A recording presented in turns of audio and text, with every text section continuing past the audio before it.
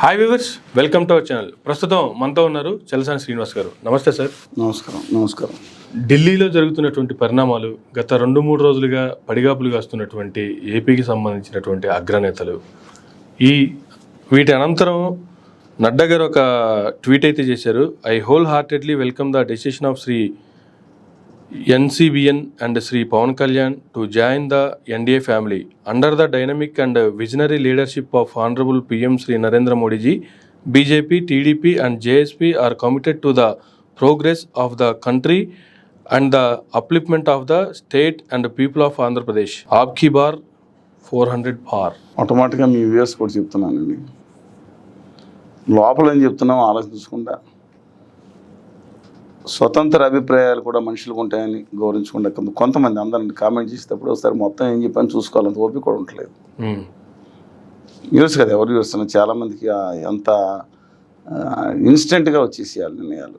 సరే, coming back to point sir, మన గౌరీ నడ్డా గారు పెట్టింది ఒరిజినలేనా? ఆయనకి బ్రెయిన్ సరిగ్గా పనిచేస్తుందని అనుకుంటున్నాను, ఎందుకంటే చాలా మంచి వ్యక్తిగా పేరు. ఆరోగ్య శాఖ మంత్రి కూడా పనిచేశారు. సార్, చంద్రబాబు నాయుడు గారిని ఎవరికి సార్ పిలుస్తున్నారు? పవన్ కళ్యాణ్ గారు ఆల్రెడీ ఎన్డీఏలో మీటింగ్లో ఉండి మళ్ళీ ఆయన ఆహ్వానించడం ఏంటి? ఏమైనా తేడా వచ్చిందండి?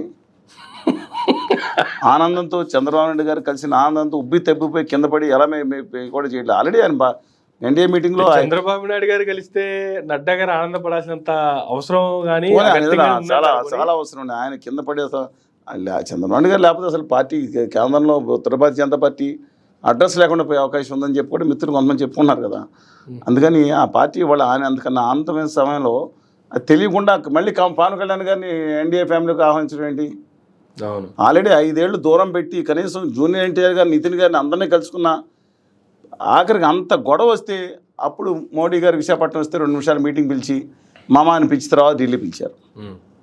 5 సంవత్సరాలు ఏ రోజైనా పిలిచారండి? దేశంలో అన్ని ఎన్డీఏ సమావేశాలకు అవమానం చేశారు. ఇతర సినిమా నటులను పిలిచిన తర్వాత జనంలో ఏంటి మా కళ్యాణ్ బాబు గారు ఏంటంటే అప్పుడు పిలిచారు. మళ్ళీ ఆయన రెండోసారి మళ్ళీ దాంట్లో ఎన్డీఏ ఫ్యామిలీలోకి మళ్ళీ ఆహ్వానించారంట. ఇది బహుశా 4వ ఇది. కానీ విచిత్రం ఏంటంటే పరిస్థితి ఎలా ఉంది, అప్లిప్మెంట్ అన్ని బూతులు మాట్లాడినట్టుంది. ఆంధ్రప్రదేశ్ని 9.5 సంవత్సరాలుగా బడ్జెట్లో సర్వనాశనం చేసేసి, ఆంధ్రప్రదేశ్ రాసిన విభజన హామీలు, ప్రత్యేక హోదాని అటకెక్కించేసి, అన్ని విధాలా మోసం చేసి ఏదో ఇన్స్టిట్యూట్స్ పెట్టామని వీళ్ళు చెప్తా ఉన్నారని గోవా కూడా పెట్టారు. చిన్న రాష్ట్రాలు 18 లక్షల జనాభా ఉన్న వాటికి కూడా ఏది కొత్త ఐఐటి, కొత్త ఐఐఎంలు పెట్టాలని, కొత్త ఇన్స్టిట్యూట్స్ ప్రతి రాష్ట్రంలో ఉండాలి, విభజనగా లేదని 2012-13లో కాంగ్రెస్ పార్టీ తీసుకున్న నిర్ణయాన్ని 14 నుంచి ఇంప్లిమెంట్ చేసి ఇదంతా పెట్టారు తప్పితే అది విభజనలో పెట్టామన్నారు. వీళ్ళంతవరకు 2023 మొదటి నాటికి చూస్తే 18.5% మాత్రమే నిధులు ఖర్చు పెట్టారు మొత్తం బడ్జెట్లో 10 సంవత్సరాల్లో. అండ్ ఇంకో 40 ఏళ్ళు పడద్దు వాళ్ళకి ఈ కంప్లీట్ చేయడానికి. అదే చెప్తాం, 1-2 రావచ్చు అన్ని రాష్ట్రాలకు వచ్చినట్టు, కానీ 90% హామీలు అమలు చేయలేదని స్వయం ఆంధ్రప్రదేశ్ రాష్ట్ర బీజేపీ అధ్యక్షుడు ప్రధానమంత్రి గారు లేఖ రాశారు. నేను రాయలేదండి. ఇవాళ అప్లిమెంట్ ఏంటి? సర్వనాశనం చేసి ఆంధ్రప్రదేశ్ని అప్లిమెంట్ కోసం ఎందుకు ప్రకటించారో నాకు అర్థం కాదు. ఇప్పుడు వీళ్ళ ముగ్గురు కలయికలో వీళ్ళు కలవడం ఆంధ్రప్రదేశ్ అప్లిప్మెంట్కి దోహదపడుతుందని చెప్పి ఆయన ట్వీట్ పెట్టడం. సో ఈ ప్రక్రియలో ఏమైనా ఎలక్షన్స్కి ముందే మళ్ళీ ప్రత్యేక హోదా మళ్ళీ ప్రకటించే అవకాశం ఉందంటారా? నేను పాజిటివ్గా విభజన హామీలు అన్నీ అమలు చేయాలని కోరుతా ఉన్నాను. ఆంధ్రప్రదేశ్ గత 9 సంవత్సరాల బడ్జెట్లో చేసిన నమ్మక ద్రోహం, నయవంచిన ఈ ద్రోహాన్ని సరిచేయాలని కోరుతా ఉన్నాను. సరిచేస్తే ఇవాళ ఖచ్చితంగా బ్యాక్ డేట్ సరిచేస్తే కనుక 2015లో రాజ్నాథ్ సింగ్ గారికి చెప్పాను, వాళ్ళ కార్యాలయం ముందు 1000 కొబ్బరికాయలు నా స్వహస్తాలతో నేనే కొడతానని చెప్పాను. ఇబ్బంది లేదు, వాళ్ళ మీద పదం కొట్టి తగాదాలు లేవు, ఏమీ లేవు. కానీ ఆంధ్రప్రదేశ్ నమ్మక ద్రోహం చేశారు వాళ్ళు. సార్, ఒక్క రైల్వే బడ్జెట్లో అవసరం లేకపోయినా బొంబాయి నుంచి వాళ్ళు ఊరికేయించుకున్న, మోడీ గారు ఊరికేయించుకున్న బుల్లెట్ రైస్ కోసం 19,600 కోట్లు పెట్టి తెలంగాణకు 4,000, ఆంధ్రప్రదేశ్ 8,000 కోట్లు విధిల్చి పండగ చేసుకుని రైల్వేస్ అంటే చప్పట్లు కొట్టుకున్నారు వీళ్ళు. అమరావతి రైల్వేకి 1000 రూపాయలు కేటాయించారు. విశాఖపట్నం లేదా విజయవాడ మెట్రోలకు 10 రూపాయలు కేటాయించలేదు. వీళ్ళు మాట్లాడుతున్నారు ప్రతి దాంట్లో, కృష్ణా జలాల విషయంలో ప్రతి దాంట్లో 99 విషయాల్లో నమ్మక ద్రోహం చేశారు. 1% దేశంలో వచ్చేదట్టు అని కొన్ని అమలైన ఏదో కొన్ని చేసి ఉంటారు. అంత నమ్మక ద్రోహం చేశారు అని అంత ఎదురుగా కళ్ళకు కనిపిస్తున్నా కూడా పవన్ కళ్యాణ్ గారు అంటే ఆల్రెడీ బీజేపీలోనే పొత్తులో ఉన్నారనుకోండి, ఉండి కూడా టీడీపీతో కలిపి పొత్తు పెట్టుకున్నారు. వీళ్ళిద్దరిని కలిపి రీసెంట్గా ఆయన కొన్ని మాటలు కూడా మాట్లాడారు. నేను ఎన్ని చేవాట్లు తిన్నానో నాకే తెలుసు, బీజేపీని టీడీపీని కలుపుకొని జనసేన ముందుకు పోవడానికి. అన్ని చివాట్లు తిని వీళ్ళిద్దరినే కలపాల్సినంత అవసరం కానీ లేదు, ఇంత అన్యాయం చేసినటువంటి బీజేపీతో మరలా పోయి పొత్తులు పెట్టుకోవాల్సినటువంటి అగత్యం కానీ చంద్రబాబు గారికి కానీ ఉందంటారా? ఏం చెప్తారు అసలు దీని మీద? కళ్యాణ్ బాబు గారు అన్న మాటలు చాలా బాధ కలిగించినాయండి. నేను కళ్యాణ్ గారి మీద ఇప్పుడు నెగిటివ్గా మాట్లాడేది, పాజిటివ్గానే మాట్లాడాను. Yes sir. ఆయన దమ్ముండి తెలుగు వాళ్ళ హక్కుల కోసం ఆయన మాట్లాడిన పాత మాటలే, ఆత్మగౌరవం కోల్పోతున్నాం, ఎంపీలారా కారణం రాసుకుంటారా, మీకు చాలా గట్టిగా మాట్లాడారు ఆయన. అవును, పోరాటం చేయలేవుతున్నారు, హోదా లేకపోతే భావితరాలు దెబ్బతింటాయి, ఆ తరం దెబ్బతింటుంది, విభజన హామీలు దెబ్బతింటాయి అని చెప్పి ఎలా పాచిపోయిన లడ్డూలు అన్నారు. ఆఖరికి అంతకన్నా ముందుకు వెళ్ళిపోయి ఉత్తర భారతీయ అహంకారం నశించాలి, తలకే తాకట్టు పెడతామా, ఆకాశ శిఖరం తల వంచదు అని చెప్పి మాట్లాడారు. నేను కాదండి మాట్లాడింది, కళ్యాణ్ గారు మాట్లాడారు. కాదే ప్రత్యేక హోదా ఉద్యమంలో 2014లో ఏమో వచ్చినా 2.5 సంవత్సరాల తర్వాత వచ్చారు ఆయన. వచ్చి కాకినాడ మీటింగ్లో అంతవరకు ఏదో ఒకసారి మాట తెలియదు కానీ నిరంతరం ఉన్నాం. ఆ తర్వాత కూడా చేసుకుంటూ వెళ్ళాము. ఆయన ఏదో మధ్యన మాట్లాడి ఒక రోజు వచ్చి వెళ్ళిపోయి మిగతాడు కలిసి రాదంటే ఆయన తెలియదు, కలిసి వచ్చాం లేదు. ఆయన నాతో ఫోన్లో మాట్లాడి మాకు తెలుసు, లేదా పిలిపించడం ఆయన మాట్లాడినప్పుడు మాట్లాడాం ఏం జరిగిందో. కానీ బాధాకరంగా ఉందండి వాళ్ళ కళ్యాణ్ గారు కూడా ఈ విధంగా చేయటం అనేది. ఒక దమ్ముండి నిలబడితే ఈ దేశంలో మన తెలుగు జాతి ఆత్మగౌరవం నిలబెట్టడంలో ఆయన నిలబడితే వెనకమాల అందరూ కలిసి వచ్చేవారు. దక్షిణాదిని కూడా ఏకం చేసే కెపాసిటీ నాయకుడిగా భావించాను. ఎవరు దిక్కుమాని సలహాలు ఇస్తున్నారో తెలియదు కానీ ఈ అన్నద విషయంలో చూస్తే మాత్రం బాధ కలిగింది. తెలుగుదేశానికి బీజేపీకి నాకు తెలిసి మూడు సార్లు వివాహాలు అయినాయి. అవును, మొదటిది వాజ్పేయి గారితో ఒకసారి అద్వానీ గారితో ఉండగా, ఆ రోజు చంద్రబాబు నాయుడు గారు వెనక్కి వచ్చిన తర్వాత 83 రేపైన 80లో ద హెల్మ్ ఆఫ్ అఫైర్స్ ఉండగా ఇద్దరికి కలిసి మ్యాచ్ ఫిక్సింగ్ చేశారు. Yes sir. ముఖ్యమైన పాత్ర పోషించారు. అది 89లో, తర్వాత 90లోనే విడాకులు అయిపోయింది. 98లో మళ్ళీ వాజ్పేయి గారికి చంద్రబాబు నాయుడు గారికి అలయన్స్ కుదిరి మ్యాచ్ కుదిరింది, కాపురం సర్వంగా సాగింది. 2004లో ఇద్దరు మళ్ళీ 2 పార్టీలు విడిపోయినాయి. 2014లో మూడోసారి మోడీ గారితో కలిశారు. మోడీ గారు చంద్రబాబు నాయుడు గారు మ్యాచ్ ఫిక్సింగ్ అయింది.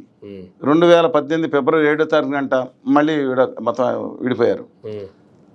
3 సార్లు వేరే, ఈసారి మళ్ళీ మోడీ గారితోనే మ్యాచ్ ఫిక్సింగ్ చేయాలని. దేనికండి? నాకు ఒకటి బాధ కలిగింది ఏంటంటే ఆయనకి ఏదో ప్రజలకు న్యాయం చేయాలన్నది మనసులో ఉందనే భావిస్తున్నాను నేను. ఒక పాజిటివ్ ఒపీనియన్. సలహాదారులు రాంగ్ ట్రాక్లో పెట్టి ఉండొచ్చు, మోడీ గారు తప్పితే మనం దిక్కులేదనే ఉద్దేశంలో.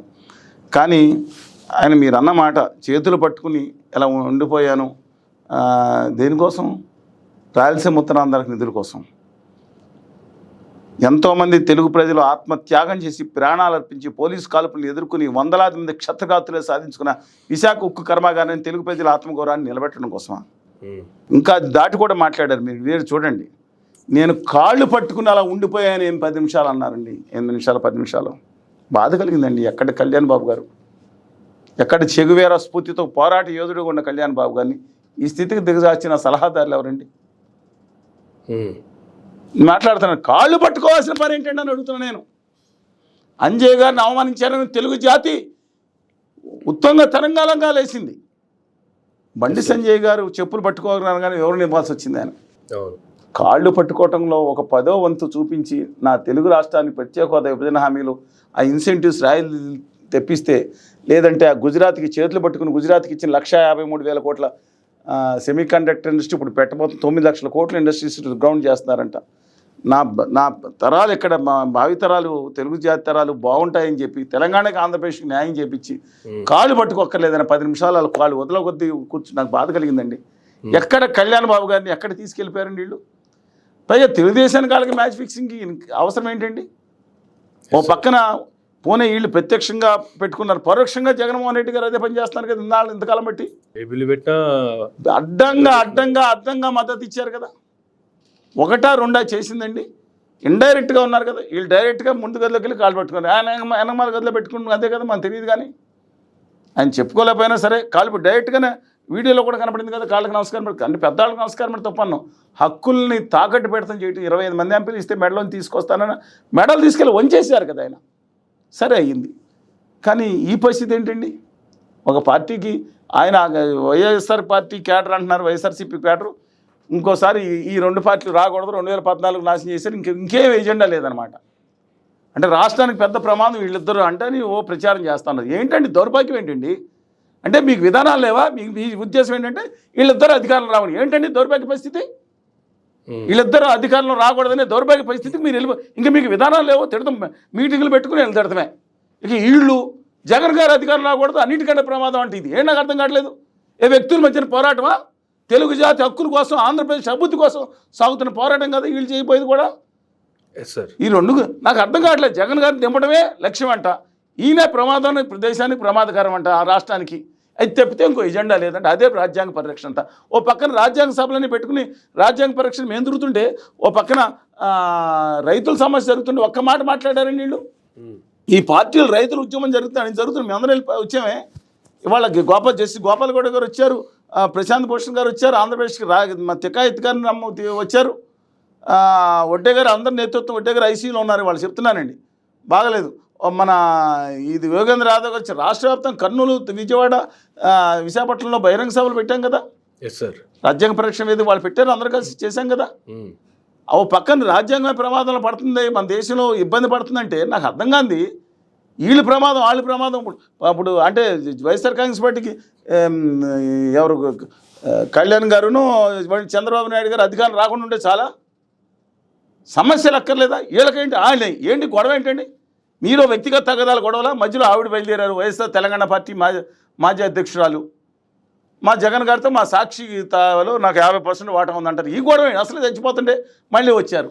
అప్పుడప్పుడు ప్రత్యేక హోదా అంటున్నారులేండి, 5 ఏళ్ళు ఆ పార్టీ మాట్లాడిపోయిన. అంతకుముందు డాక్టర్ కేవీపీ గారు, రఘువీరెడ్డి గారు లాంటి వాళ్ళు, శ్రీనాథ్ గారు అంటే కొంత ఖచ్చితంగా పోరాడారు అప్పుడు ఆ రోజుల్లో. మేము కదండి 2019 తర్వాత భీకరంగా పోరాడి ఛాలెంజ్ చేస్తాను నేను. జగన్మోహన్ రెడ్డి గారు అధికారంలో వచ్చి 2019 మే 30 తారీఖున వస్తే జూలై 15 తారీఖు నుంచి వేలాది మంది విద్యార్థులతో కలెక్టరేట్స్ ముట్టడిచ్చాం. మేదమిడి వేయలేదు, వందలాది కార్యక్రమాలు నిర్వహించాం. మనం ఢిల్లీలో ఇండియా ఇంటర్నేషనల్ సెంటర్లో జాతీయ స్థాయి సెమినార్ ఒక్క ముక్క రాయలేదు. విశాఖ ఉక్కు కార్మికులు వందలాది మంది జంతర్ మంతర్లు 8వ తారీఖు మీరు డేట్ నోట్ చేసుకుని ఫిబ్రవరి 8 తారీఖు చేస్తే ఏ పేపర్లో వచ్చిందో ఏ మీడియాలో వచ్చిందో చెప్పండి. అదో దాని వామపక్షాలు ఏదో రాసుకుని తప్ప ఏం చేయాలి మేము అంటే? మీరు ఆ ఘటన ఉండి ఈ ఘటన ఉండండి. మీ ఉద్దేశం ఏంటంటే కళ్యాణ్ గారిని, చంద్రబాబు నాయుడు గారిని అధికారులు రానివ్వకుండా చూడటం అనేది ఈ జీవితంలో ప్రథమ ధ్యేయం. లేదా జగన్మోహన్ రెడ్డి గారు ఇదేనా ధ్యేయం? ఆంధ్రప్రదేశ్ ప్రజలకు పని లేదా? బూతులు తిట్టుకోవడం తప్పితే ఇంకో పని లేదండి.